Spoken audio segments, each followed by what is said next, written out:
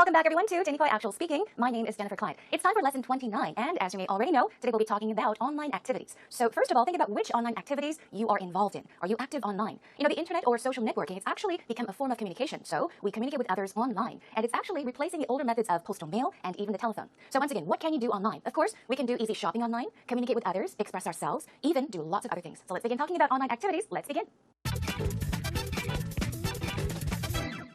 Welcome back everyone. Are you ready to get started? Let's begin our warm-up segment by brainstorming with the 5 W's and how, as always. Let's begin with the first W, which stands for who, okay? So what type of internet user are you? What type of person are you, okay? What do you do online, for example? But we're focusing on whether you are an avid user of the net or not, okay? Let's move on to our what category. What are some online activities people in general enjoy, okay? So not just about you, but think about the online activities people enjoy in general, mostly, of course. And then, what are some of your favorite online activities? So what do you like to do online? Name a few online activities you enjoy. Let's take a look at another what. What do you use the internet to do most, okay? So what do you use the internet to do most? Do you communicate with your friends? Do you chat online? Do you do a lot of research? Do you take care of paying for bills? Do you shop online? So think about what you usually do or what you do most on the internet.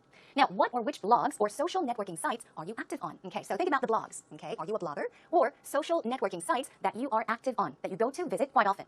Let's check out some more what's. What do you like about SNS? You all may know already, but SNS stands for social networking sites. So what do you like about these sites? Another one, what do you think, if there are any, are the dark sides of the internet? Now, dark side of something. What does that mean? Dark. Is it bright? No, it's rather dark, so it means the negative side. Not the positive, but the negative sides of the internet. What do you think they are, if any that is? And then what was life like before the internet? So think about the past. I don't know how old you are, so of course I know that a lot of our viewers are young and a lot older than us. So think about what life was like before the internet. For example, I may even talk about, let's say for example, when I was in college. Of course, we did have the internet, but not many people made use of the internet that much. So we had to do a lot of research, meaning going to the library and looking through books to do a lot of things. So was it difficult? What was it like before the internet? Moving on, when did you start using the web? Think about when you started. Also, where do you do most of your online research or web search? Take a look. We got online and web. All different ways of saying internet, okay? Moving on, why is the web important to you? So think about some reasons as to why the internet is important to you, why you think you cannot live without it. Also, how much time a day do you spend online? So we're thinking about each day. So how much time a day do you spend online or on the internet? And how much time do you think you waste on the internet? So think about how much time you spend on the internet and how much time you waste on the internet doing unimportant things. Okay, everyone, that is about it for our brainstorming cues for today. Brainstorm more on your own with the 5 W's and how, and let's move on. It's time for actual talk. So Rachel, what's the first thing you do when you get up in the morning?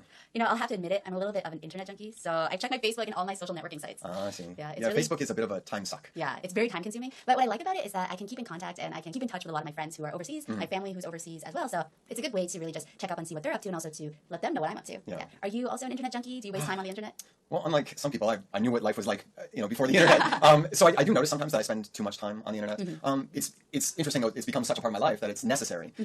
For instance, I'm involved in internet sites. I have several blogs and things that I post on, and I make apps for the smartphones. Right. Yeah, I see. But I guess it shows that there's just so much information at your fingertips. Like you can really research about anything online. You can just go there if you have a question, and people usually say, "Oh, I'll look it up online." So it's nice because you do have that information there. Well, I do a lot of research on the internet for books I'm writing or things like that. But smartphones and people out on the town having a conversation kind of kill some conversations. So let's say I'm thinking about a movie and I want to explain which movie it is or who starred in it. Yeah. And instead of having this long conversation where we try to figure it out, somebody just grabs their smartphone and looks it up on the internet, and that ends the discussion right there. Right, and kind of like the flow of your conversation as well.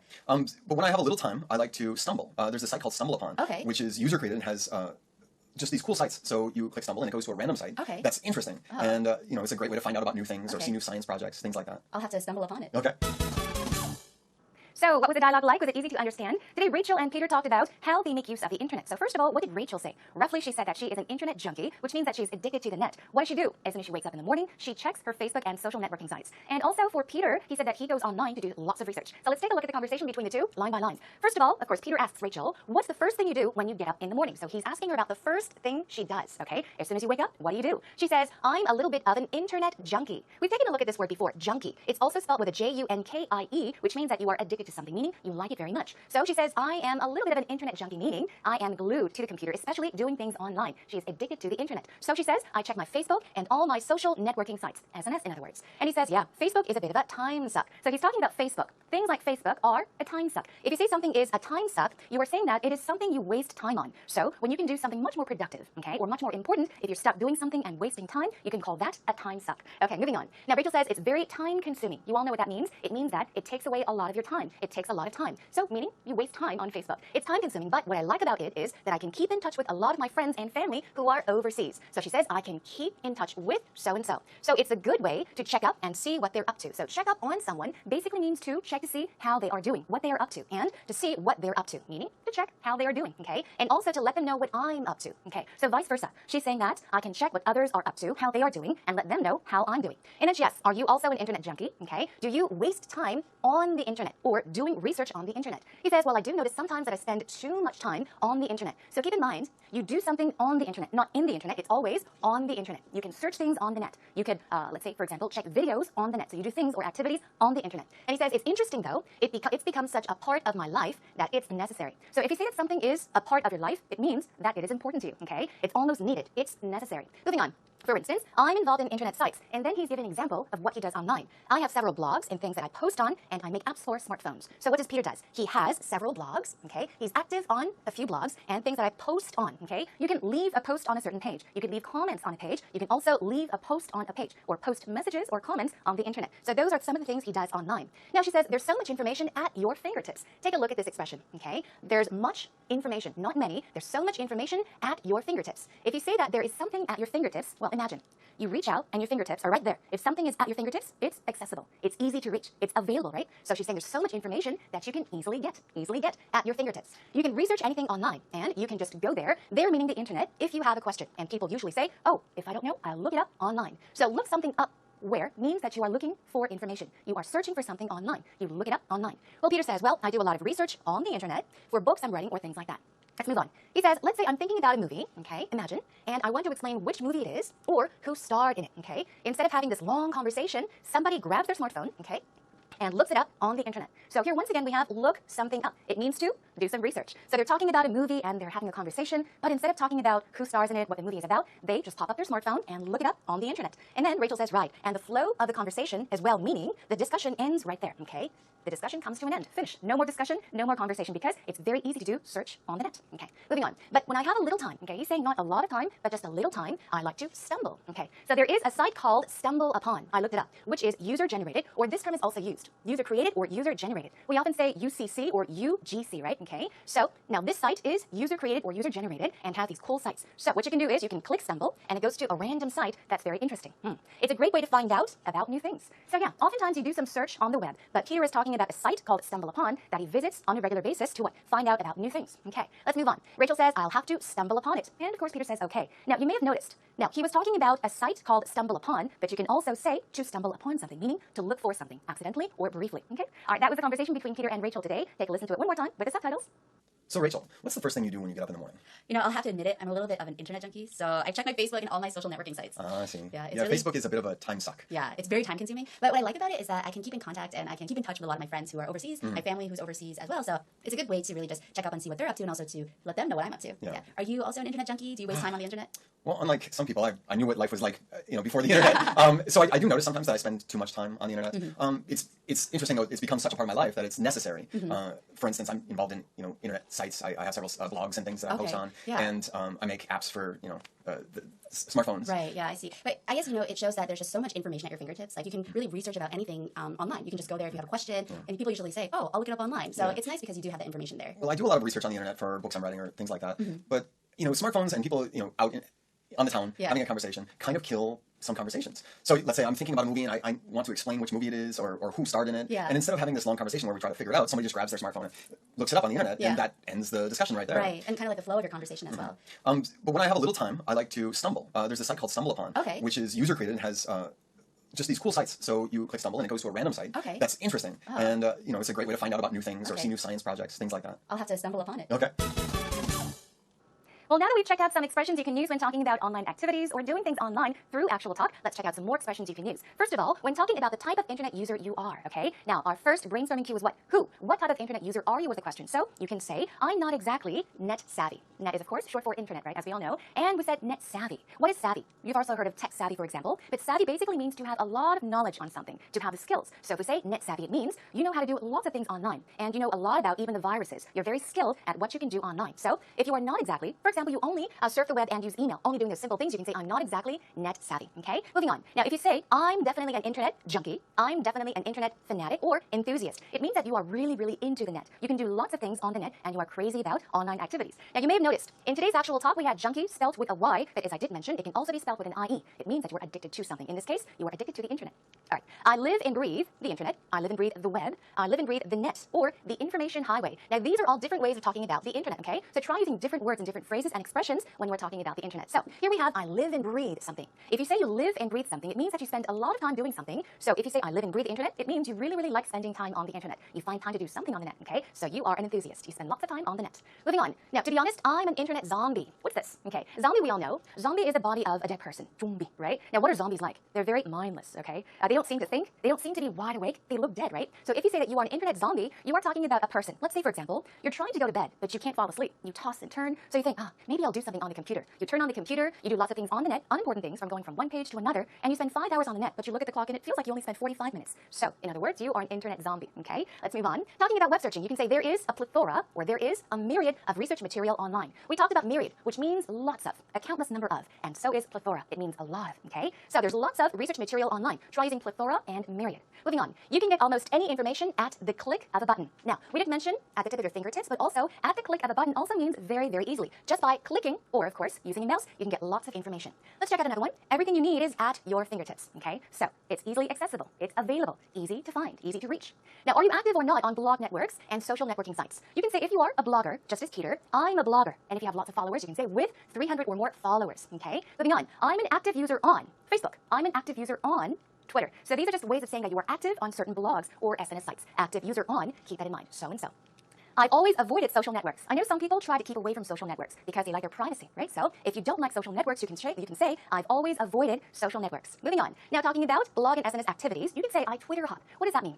We also talked about bar hopping, right? Do you remember? Yeah, bar hopping means to go from one bar to another bar and then going to another bar. In this case, many people say Twitter hop or Twitter hopping. It means that you go from one person's Twitter to another person's Twitter. So you're basically hopping from one Twitter page to another Twitter page, okay? Why? To build up my Twitter following and to meet new friends. Another one, I retweet posts, okay? This is, of course, on Twitter. Spread the word about giveaways or events. So if you go on perhaps someone's Twitter page and you tell them about something, you are spreading the word about something, meaning you are letting others know about something. You are giving others information on something, okay? Let's talk about some more activities. You can say I interact, which means you communicate with others, post questions and comments. Post meaning to put up, right? Okay, you're posting questions and comments and you respond to others as well. Respond to others' posts and comments. Now, let's talk about the types of online activities. You can say I try to limit the time I spend on the internet, okay? Limit the time, meaning I try not to spend too much time on the internet. Another one, I try to, now keep that pattern in mind, keep my brain active by feeding it with information I get online. So you're trying to keep your brain active, meaning you constantly try to think and think and think. You're keeping your brain active. You're exercising your brain, in other words. Another one, I enjoy engaging in lots of online activities. Now, to engage in something means to take part in something, to do. So I engage in doing lots of online activities.